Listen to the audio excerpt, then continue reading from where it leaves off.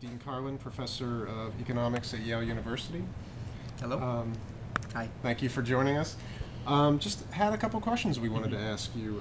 The first one, can you tell us a bit about your research agenda and the goals of your work, broadly speaking? Sure.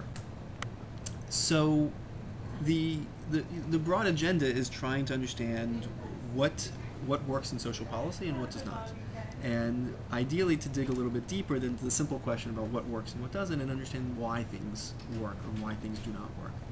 You know, so the research is kind of grounded in thinking through the theories of why things should be working, and in the context in which they should work, so that when we're talking to policymakers or donors or practitioners, we can give them good advice as to what might be the real problem in their setting, and what does that imply about what the right intervention should be.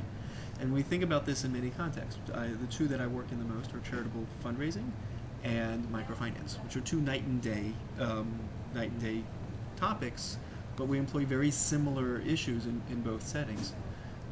So in charitable fundraising, a lot of the research is trying to understand about the individual decision-making process. How is it that people choose to give on a given day? How do they allocate their money across charities? What is it that motivates people to support one group versus another? And in microfinance, it's very much about how access to finance affects outcomes for households. What are the needs that people have? What are the missing markets that firms are not providing? And what are the different interventions which help address the failures that are out there in the world? Okay, I think that's a pretty good basic description. Do you have any background, either personal or professional, in the social services field? And the reason I ask is sort of what got you involved in this area. I'm Sure. assuming an interest in economics, but is there also an interest in that aspect? Yeah, it's actually strikingly simple for me to answer that question, because I started working in microfinance in 1992. So before that, I was interested in these types of topics, but mostly as just a consumer, someone who read the paper and was interested in kind of engaged in these topics, cared about these issues on a personal level, but didn't really do anything about it in my day job, or in my undergraduate major was foreign affairs. So I started working in 1992 in El Salvador for a microfinance organization, and the thing that struck me the most as I was there doing work on computer systems and programming was how little we really knew about what the impact of this program was, and how little we really knew about the design of the program and how that design affected the way clients used the services and the impact it had on them. Simple questions like how the interest rate affected the type of client which was getting access to these services, and the impact it could have on them. Questions like why lend to people in groups rather than individual, and what are a lot is believed to a lot of people believe that the group liability was an important element for receiving the money back as a lender, and this was a key ingredient to kind of solving the credit market failures. But is that true? Because there are a lot of reasons to think that the group liability might be bad. So it's this type of very careful kind of what's the exact effect that the design of a product has on outcomes. These questions were things that we just didn't have evidence on, and this is what motivated me personally to go back to graduate school and work in economics, which is a field which is very well suited towards that type of kind of analytical framework, thinking about how mechanisms work in terms of changing people's lives. And also is very well suited to doing the type of causal analysis, the statistical analysis that allows one to really establish what the impact of a given program is on people's lives. Okay. With the work of nonprofits like Kiva.org, which has been getting a lot of press, and others, it seems that, at least to me, microfinance is an approach that's increasingly in the spotlight. What do you think that promises for the future, if anything?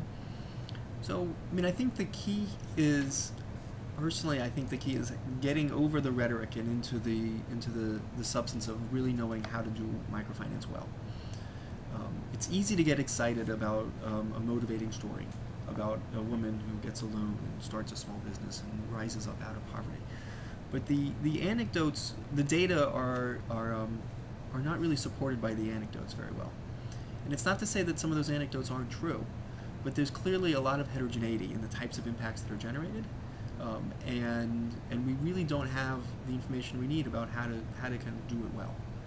And so I think the programs like Kiva are exciting in the way that they generate public enthusiasm for the cause, but we still need to know more about what to do with the, just raising money is not sufficient. We still need to know what to do with the money. Okay. Well, along those lines, is there any one particular sort of charitable model that you see as being the most viable, maybe in today's economy, or with your understanding of economics or background? So I can tell you what I think we're missing the most, but I don't know how to get there, which is I think we're missing good information about what works and what doesn't. If my goal is to save a child in Africa, where do I send my money? Which program is having the most effect? And that's two important things that we don't know. One is easier to get at than the other. The first is which organizations are effective at delivering the services they promise to deliver. That's easier to get at. That's knowing that we gave money to an organization to buy bed nets to hand out to children, to deworm school children, and for every dollar we sent, how many bed nets were purchased and how many school children were dewormed. Right? That's a fairly straightforward question to ask. The impact question is the other thing we need to know. Should we deworm school children or buy bed nets or put textbooks in schools? What's going to have the biggest impact? And that's something that we're very void of information about. And that's exactly why we do the research we do to help guide the people who are sending money, whether they're small or big, to help them understand where they can have the most effect with their money. So that's sort of a challenge that you're speaking of. Are there sort of general or broad successes that you would speak to or highlight in the work that you've been doing? So there's a couple that I think have been very exciting, but they're kind of single studies that I wouldn't say they're the types of studies that we want to go and like radically change the way we do things based on one time, but they are certainly eye-opening to change perhaps some of conventional wisdom. So one is back to the issue I was talking about earlier about group liability. So we tested with an organization and we tested the removal of group liability. We took half of their clients randomly chosen and removed the group liability. We went into other areas where they were growing and expanding, and half those areas were randomly chosen to get group liability and another half to get individual liability. And it was striking that the only big difference was that individual liability was more popular, but also just as likely to repay their loans, which goes against a strong conventional wisdom that the group liability was essential for solving the credit market failure and helping the poor get access to credit. That there are actually other ways of achieving that same goal of getting the poor access to credit without imposing the group liability, which is effectively then a tax on people.